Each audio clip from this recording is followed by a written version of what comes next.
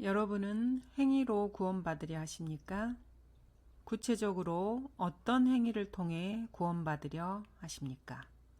교회 출석, 구제, 성경 공부, 하나님의 존재를 믿고 전파하는 것, 어떤 행위로 구원을 얻으려는 겁니까? 행위로 구원을 말하는 사람들에게 진심으로 마음에서 우러나오는 질문을 던지고 싶습니다. 어떤 행위를 말하는 겁니까?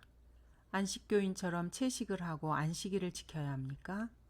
아니면 여호와의 증인들처럼 지옥은 없다고 믿으면서 가가호호 방문하며 자신의 교리를 전해야 합니까? 어떤 행위를 말하는 겁니까? 하나님께서는 각 시대의 각 사람들에게 그들이 지켜야 할 행위가 무엇인지 말씀해 주셨습니다. 아담에게는 선악과를 먹지 말라는 특정 행위를 금하는 명령을 내리셨습니다. 먹으면 반드시 죽으리라고 말씀하셨습니다. 선악과를 먹으면 죽음의 형벌이 내리신다고 말씀하셨습니다. 노아에게는 방주를 만들라고 명령하셨습니다. 홍수로 세상을 심판하실 계획이셨으므로 홍수에서 노아와 그 가족을 구원하시고자 내리신 명령이었습니다. 아브라함에게는 자신의 아비와 친족을 떠나라고 명령하셨습니다. 아브라함을 통해 많은 사람들을 축복하실 계획을 세우신 것입니다. 이스라엘 백성에게는 구약의 율법을 지키라고 명령하셨습니다.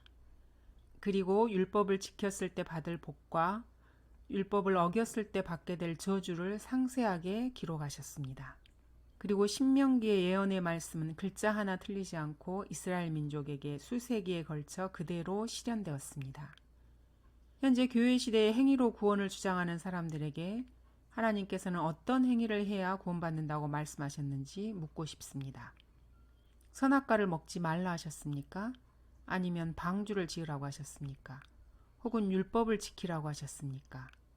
행위로 구원을 말하는 자들에게 묻고 싶습니다. 어떤 행위를 말하는 것입니까? 이 질문에 대해 자신이 어떠어떠한 행위를 구체적으로 해야 구원받는다고 정확하게 답변하는 사람을 거의 보지 못했습니다.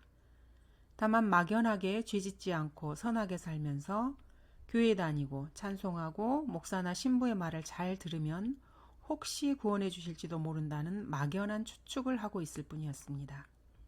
대환란 시대에는 믿음과 행위로 자신의 구원을 지켜야 합니다. 그때는 믿음을 지키지 못하면 구원을 잃습니다. 예수님을 하나님으로 구주로 믿어도 하나님께서 금하신 행위를 하면 구원을 잃어버립니다. 어떤 행위를 하면 구원을 잃습니까? 짐승의 표를 받고 적그리스도가 세운 형상에 경배하는 우상 숭배를 하면 구원을 잃어버립니다. 특정 행위가 정해져 있습니다. 우상 숭배에는 그 형상에 맹세하는 행위가 포함됩니다.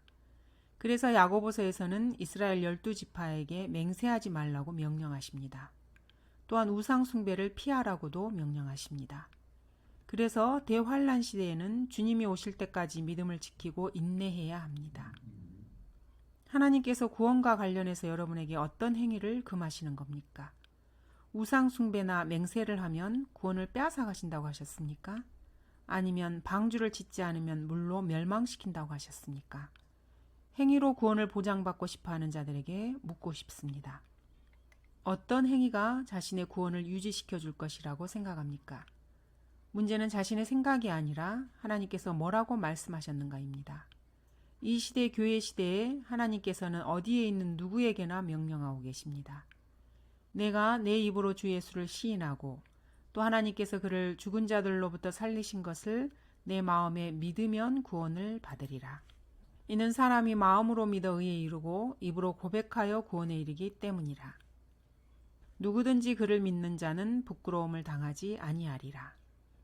성경에 기록된 모든 말씀이 자신에게 물리적으로 적용된다고 생각하는 것만큼 어리석고 이기적인 사고는 없습니다.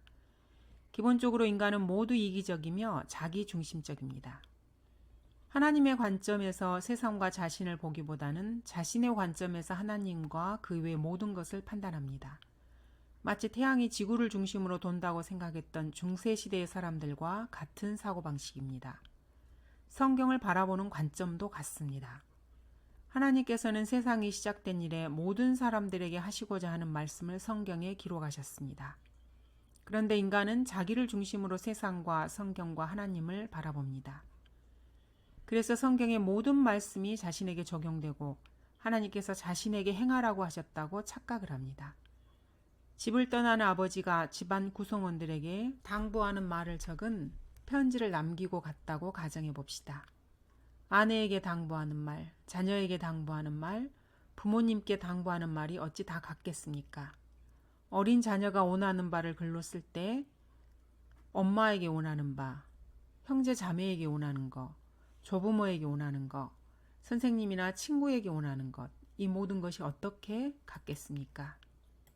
성경의 모든 내용을 자신에게 물리적으로 적용시켜서 행해야 한다는 자들은 가족 구성원 각자에게 남긴 메시지를 모두 자신이 행해야 한다고 생각하고 적용하는 자들과 같습니다. 이 얼마나 어리석은 자들입니까? 그 가족은 얼마나 혼란스럽겠습니까?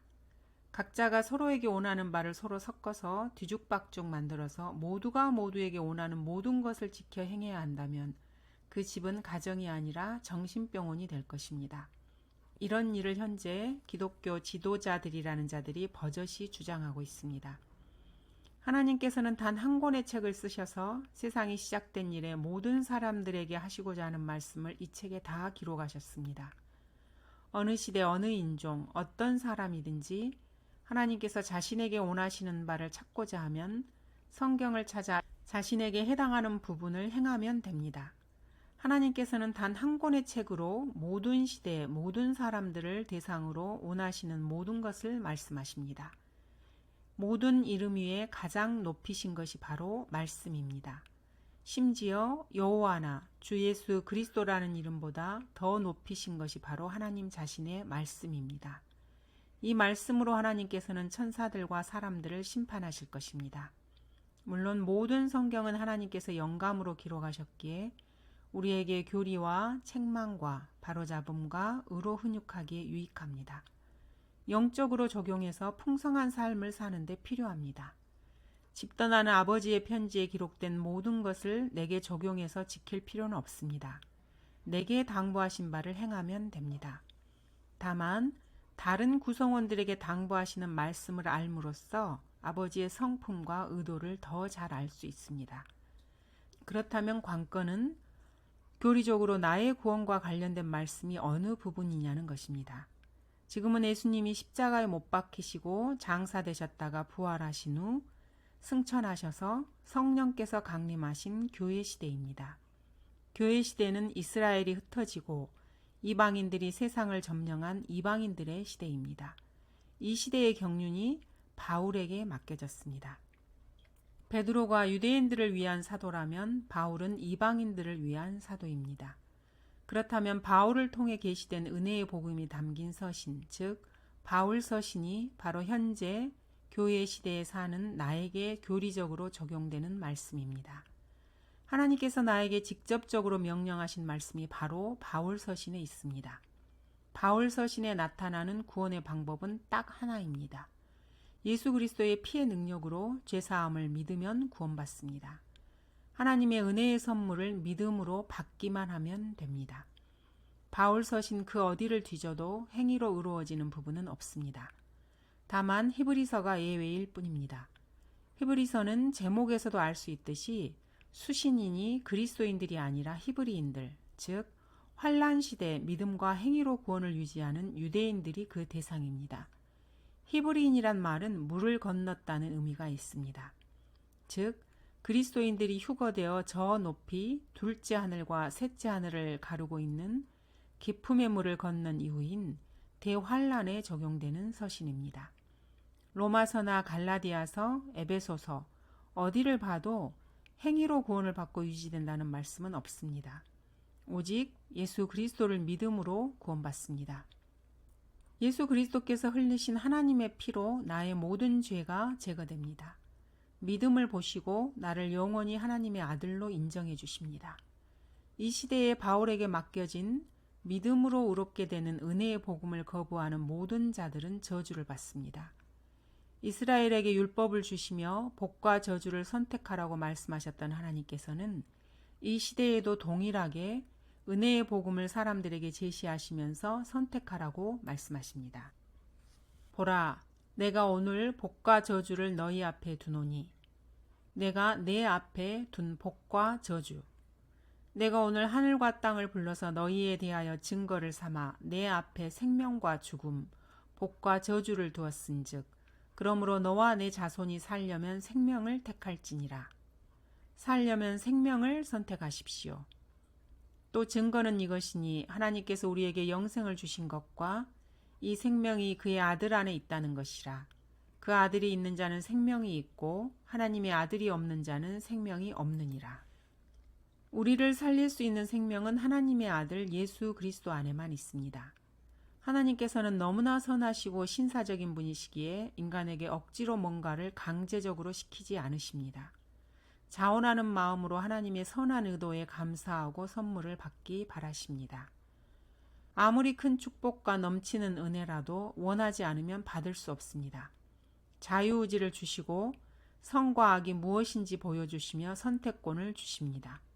심지어 저주와 지옥을 원하는 자들에게는 원하는 만큼 저주를 부어주십니다.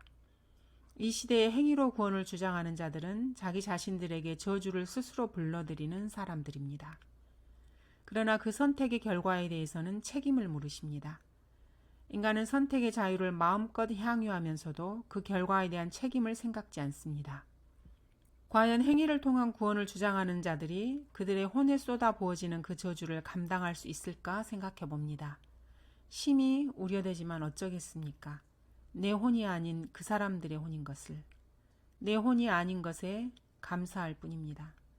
나는 다만 내 혼에 쏟아 부어질 그 저주를 예수 그리스도께서 감당하신 것을 감사함으로 받을 뿐입니다.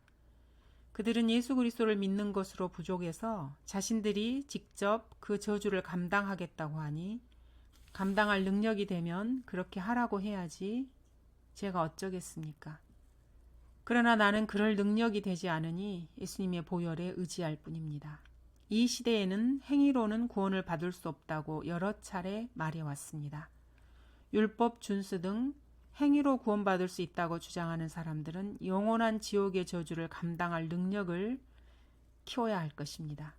잘 숙고하고 처신하시기 바랍니다. 감사합니다.